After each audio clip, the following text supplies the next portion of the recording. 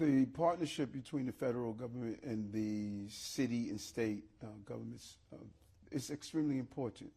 And I think there's a role we need. My role is to make sure New Yorkers are safe, and the numbers are showing we're doing that.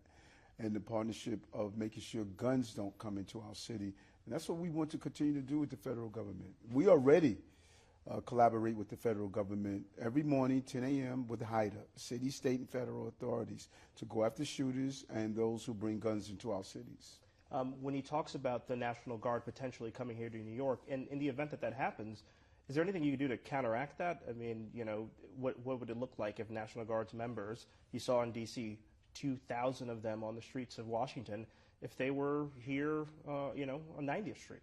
Well, the goal is the relationship between the federal government and D.C. is different than the relationship between New York City and the federal government. And again, our communications with the federal government is we got this. We removed over 23,000 illegal guns off our streets. We're witnessing record levels of decreasing crimes, homicides, and shootings in the first 6 months, and shooting victims in the first 7 months.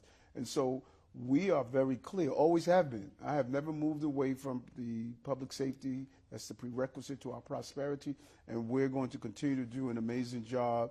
And if the federal government wants to communicate with us and ask us to go to other municipalities and help them see what we're doing, we're willing to do that, because a safe America is a safe New York City, and we want to help any way we can. You know, I want to ask you about November election as it relates to that. You know, one of your opponents, Andrew Cuomo, has said if Mamdani gets in office, then Trump takes control of New York City. Then Trump does put the National Guard here. Do you think that could happen? Andrew would say anything to anyone to get elected. He created this. He passed the cannabis laws. I had to close down 1,500 cannabis shops because of the failed law he passed. He did the bail reform. That's the revolving door criminal justice system that we're looking at.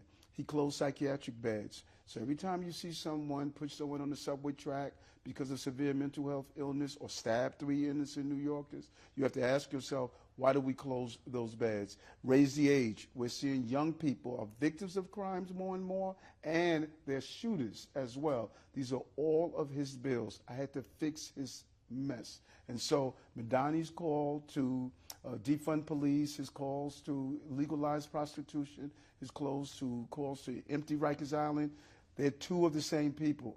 New York has come too far to go backwards